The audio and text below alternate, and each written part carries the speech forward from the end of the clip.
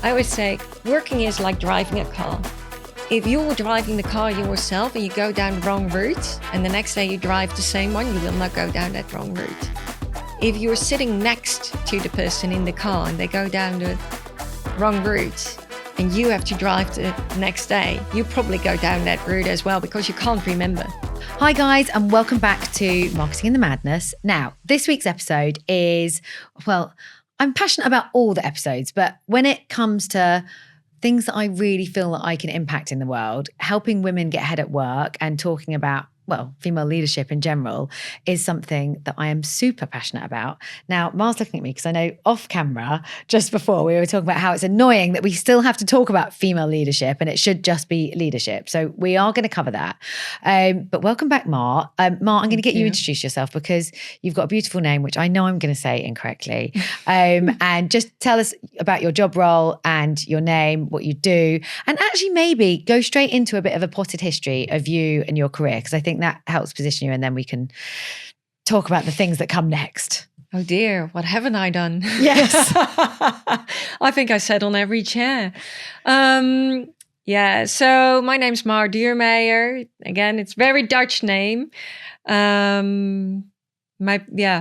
been given to me. But I go by the name of Ma. I'm fine. Everything that starts with an M, I'll listen to. So I started my career quite a long time ago, actually, in research analysis. I'm a psychologist from origin. Yes, I never told you. I did not know that. I'm a psychologist from origin, studied social psychology on how you can persuade people and, is there one side, one sound, one cell, but also a little bit about what works in, business life, in what works in organizations. Do you need to punish people? Do you need to reward people? Anything on that. So that's how I started my career. Ended up at a research company that doesn't exist anymore. It was bought by WPP back in the day, really long time ago. Global office, and my days were filled with analyzing numbers. Yes, truly analyzing numbers, and I hated it. I really, really hated it.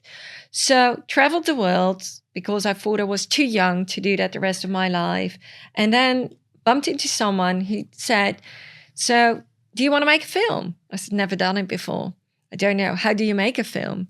So this is in a time that the internet wasn't that available. I literally went on my bicycle to the library, got a book, How Do You Make a Film? Read the book, watched a few films, wrote a film, and it was up for the Emmys. And that was bizarre. And that's where I got a real head start into the content world. So I've been a producer in the beginning, made my way up literally from spending 14, 16, 20 hours on a set or in making documentaries somewhere in the middle of nowhere into growing. You grow and you do more. You're selling films. And I was lucky to do that already at quite a young age.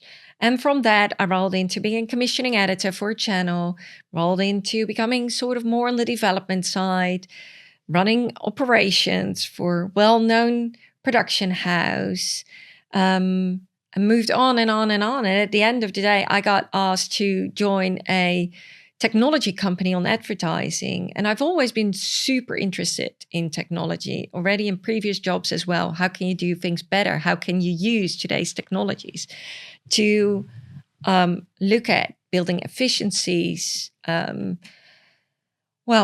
now ending up in as chief content officer for a company called RYFF. And they're, as mentioned, technology company looking at the future of advertising and using virtual product placement to have content owners monetize on their content and brand owners go into the content they love. I mean, what I find incredible is how diverse your career has been. Yes. And to get to C-suite is not easy, like for anyone. Definitely not. Yeah, No. not for anyone. And sadly, still much rarer for us to see women on the board of probably technology companies more than anything, because, technology has been very male dominated. Yes. What do you think has helped get you ahead and enabled you to be C-suite? Well, you need to have a sponsor. You need to have people that believe in you. I think it's always funny. I don't really believe in it. People always say, I'll give you a coach. I'll give you a mentor. Yeah, they're super helpful, but they won't help you to grow in your career. You need people to sponsor you, to believe in you. So if you have people that sponsor you and believe in you, they'll give you the opportunity. And second, it's just really hard work. I'm a very hard worker and very pragmatic. And, I've always been that way. So it's not thrown at you. You really need to do something to get there. Maybe some people do. Definitely wasn't a smooth journey on my side. But at the end of the day, you're there, proud of being there. And, proud of everything I achieved. I mean, you have achieved. And that's what I find incredible about, well, all of us women unfortunately, it is still harder for us to get ahead. And I think a big part of that, you started to reference that before, like, yes, it's important to have, mentors, people that can coach you. But like you say, what we have to do as women is go out and get our own sponsors, get people to have our back. Because if you don't speak up for yourself, I'm sorry, excuse my French, but no one else is fucking going to. So I think that's a problem that a lot of women have. We don't put ourselves out there. We don't, we don't have the egos. This sounds really mean, but we don't often have the egos that men have. Therefore, we're not trying to get sponsors. We're not trying to get people to back us as much. Yeah. And because we don't have that kind of attitude of going out there to ask for it, we often don't, I truly believe this, we often don't get ahead as far as we could do in business because we're not pushing ourselves and we're not putting ourselves out there. We don't want to ask, but I really truly believe the women that I've seen get ahead, and you're clearly very much like this. Like, I knew from a very young age, my network was my net worth. Like, I made it my point when I was in my early 20s.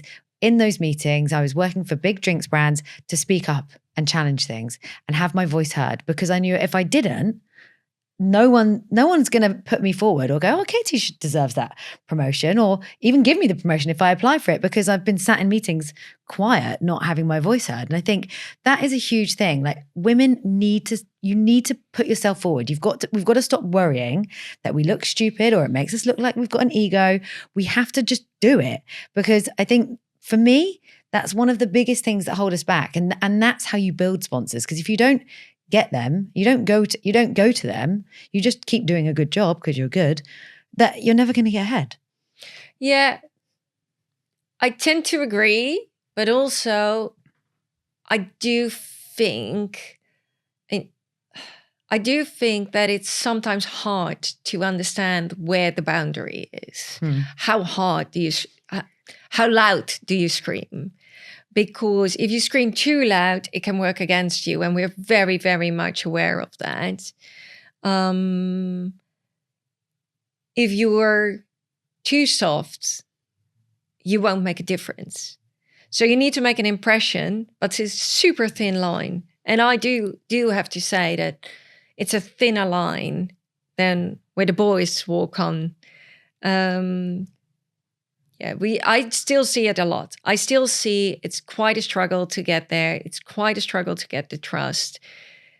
And also, we do speak different languages. So if you work, and we touched upon it before this podcast, of course, when we were talking about female leaders, I'm really don't like the word female leaders. I think it's all about leadership. And you've got really good men leading a company. You've got really good women leading a company or in a leadership role.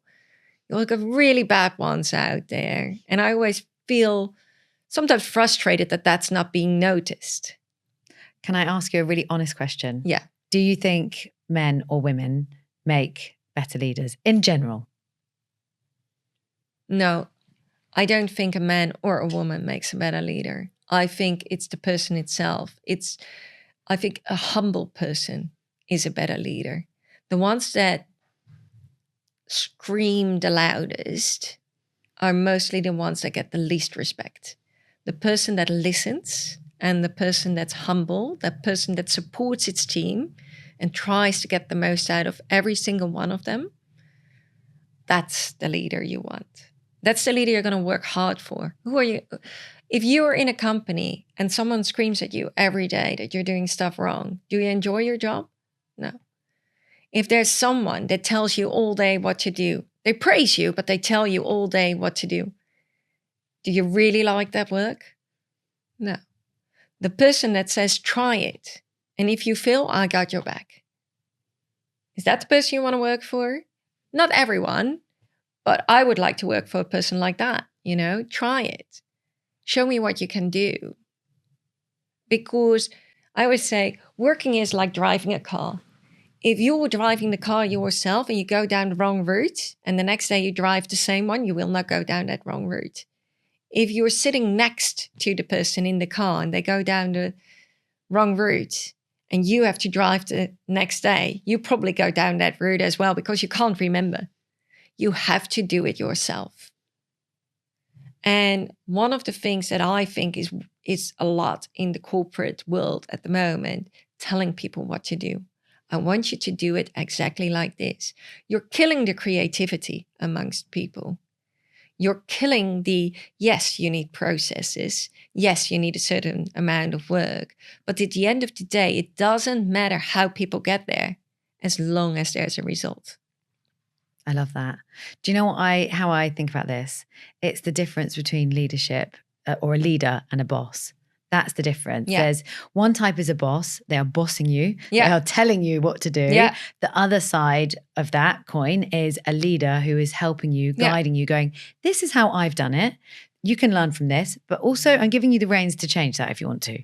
Yeah. And that, I hope, is the type of leader I am. I want to give my team freedom to innovate because I'm not the only one who has ideas and I don't want to be the only one who has ideas. Like, I think for me, and I do challenge a little bit that I do sometimes think, and I was looking at our lovely production assistant who is a man in the corner over here, but I do sometimes think, not in every scenario, but women can make better leaders because we are sometimes more empathetic than men. And I don't even think that's a genetic male-female thing.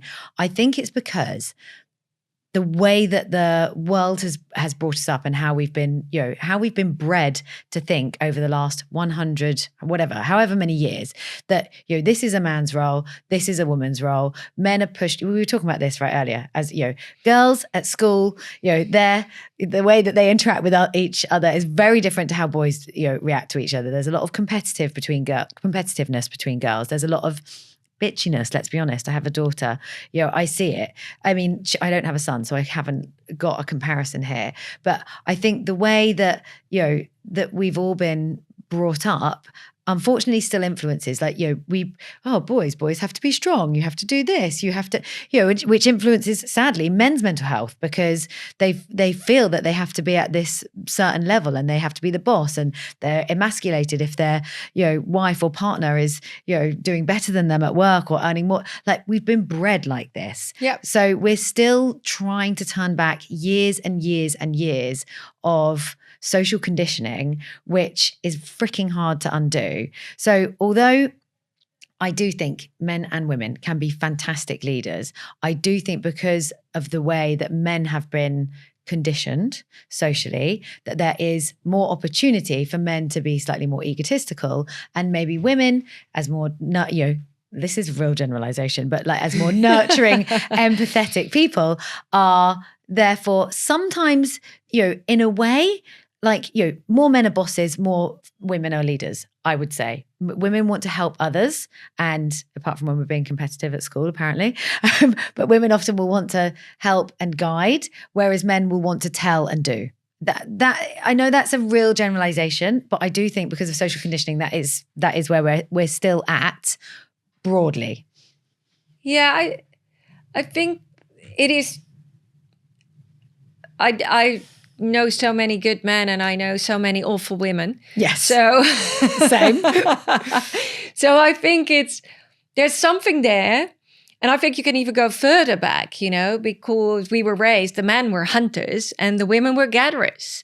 So, the women tried to get as much done that if the men failed, the women would have got food at least, But I also think it made the men might learn a little bit sometimes to work a little bit more together amongst the men, and leave certain things for the women. I think the scary thing is that stigma or that way of raising kids is still happening. You mentioned you've got a daughter, I've got a daughter and a son. I do have comparison. The boys are much easier, They're like, oh, he's stupid. And tomorrow he's not stupid anymore. Well, the girls are much more vindictive in a certain way. And they remember everything. So it's really much harder to step over it. But having said that, I think if you get the right female leader with the right attitude, then we probably come back to what I said. It's about leader attitude, not particularly female leader attitude. Then I think that person will bring you to where you need to be, or that person will lead you into the next one. And then I agree 100% with you that they can be. And sometimes people underestimate how good they are. But I always say there's like 3 types of women out there, probably way more, but let's generalize. We're generalizing, so let's generalize this one as well. On the one hand, you've got the woman that want to be part of the boys' club. So whatever they do, they got a certain position. They want to maintain that position. They'll do anything to keep that position. So I think you've worked with them. I've worked with them. And then the second one is the one that doesn't make a distinction between anything. You can be anything. You can be male, female, unidentified, whatever you want to be. All the discussions we have today, they will just look at you and see what you are capable of doing. And then you've got the third one, and that's the woman that's always jealous, And we've all had it. You walk into a room, you're being checked out. A man checks you out for different things than a woman checks you out. I think if you're in a bar, and I always think it's funny, I've got a lot of male friends, got a lot of female friends as well. But if I look at my male friends, they walk into a bar, they buy 5 beers, and after an hour I say, what did we talk about? Nothing. Absolutely nothing. So true. Yes.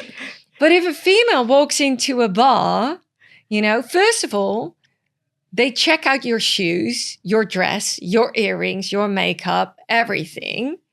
Then first of all, they're going to think about 15 minutes which brand it is. And if they can't figure it out, they're going to ask.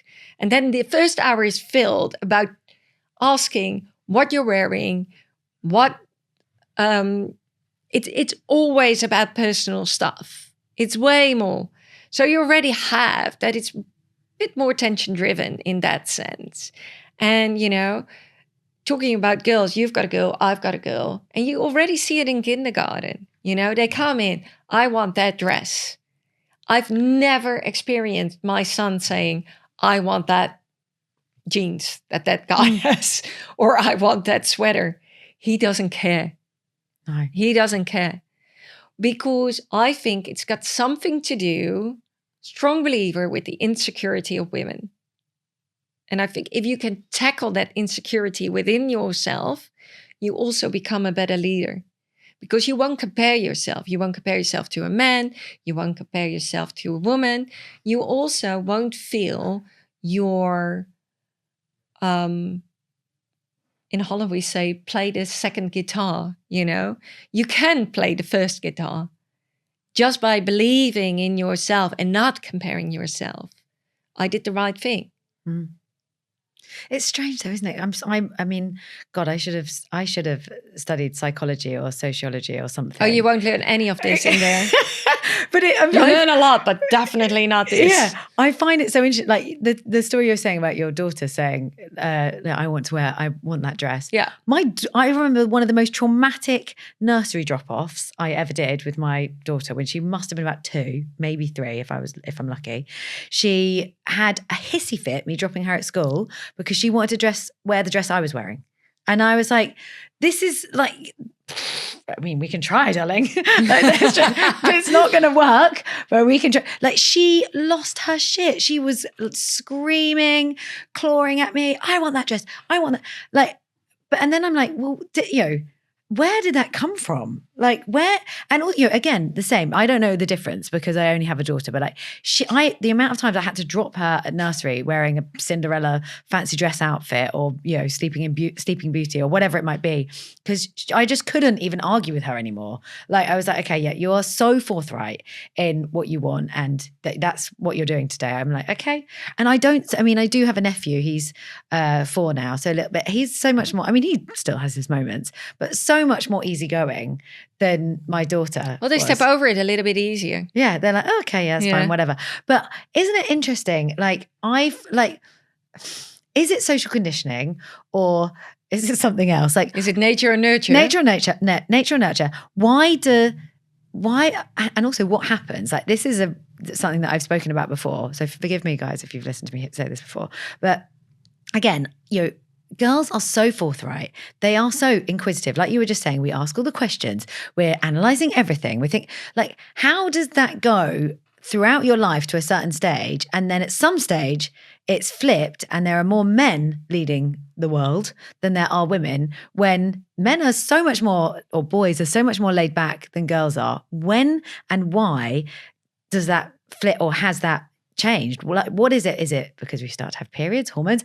I don't know. Like, for what reason does that balance of women being incredibly tenacious or girls being incredibly tenacious and boys being a bit more relaxed turn into guys being a lot more tenacious as they grow up and women being less? Because I don't have the answers to that, but that's just what I see. Yeah, definitely. And one of the things I see as well is that there's also a tremendous pressure on doing it well. Mm. You need to prove yourself that you can be there as a woman. You need to be there as a woman. And it works 2 sides.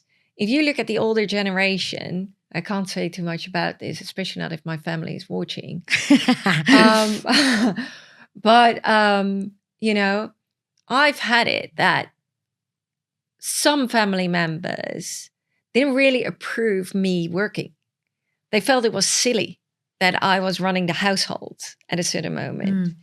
And not the household, but getting the main person in house. And they thought it was silly. That was a man's job.